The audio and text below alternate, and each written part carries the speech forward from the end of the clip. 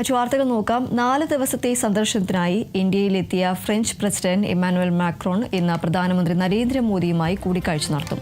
മുംബൈ ലോക് ഭവനിൽ ഉച്ച കഴിഞ്ഞാണ് കൂടിക്കാഴ്ച. ഇന്ത്യൻ വ്യോമസേനയ്ക്കായി 114 റഫാൽ യുദ്ധവിമാനങ്ങൾ വാങ്ങുന്നതിനുള്ള നിർണായകമായ പ്രതിരോധ കരാറിൽ ഇരു രാജ്യങ്ങളും തമ്മിൽ ധാരണയായേക്കും.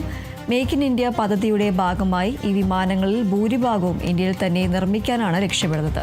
ഹെലികോപ്റ്ററുകളുടെ സംയുക്ത നിർമ്മാണം, ഹാമർ മിസൈലുകൾ എന്നിവയെക്കുറിച്ചും ചർച്ചകൾ നടക്കും. നാളെ ഡൽഹിയിൽ നടക്കുന്ന AI ഇംപാക്ട് ഉച്ചകോടിയിൽ ഇമ്മാനുവൽ മാക്രോൺ പങ്കെടുക്കും.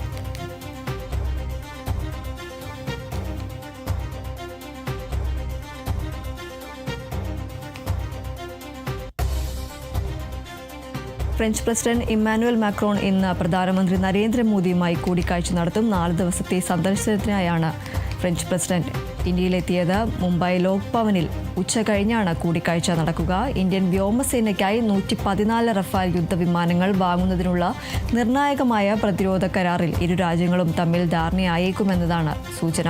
മേക്ക് ഇൻ ഇന്ത്യ പദ്ധതിയുടെ ഭാഗമായി ഈ വിമാനങ്ങളിൽ ഭൂരിഭാഗവും ഇന്ത്യയിൽ തന്നെ നിർമ്മിക്കാനാണ് ലക്ഷ്യമിടുന്നത്. ഹെലികോപ്റ്ററുകളുടെ സംയുക്ത നിർമ്മാണം, ഹാമർ മിസൈലുകൾ എന്നിവയെക്കുറിച്ചും ചർച്ചകൾ നടക്കും. നാളെ ഡൽഹിയിൽ നടക്കുന്ന AI ഇംപാക്ട് ഉച്ചകോടിയിലും ഇമ്മാനുവൽ മാക്രോൺ പങ്കെടുക്കും.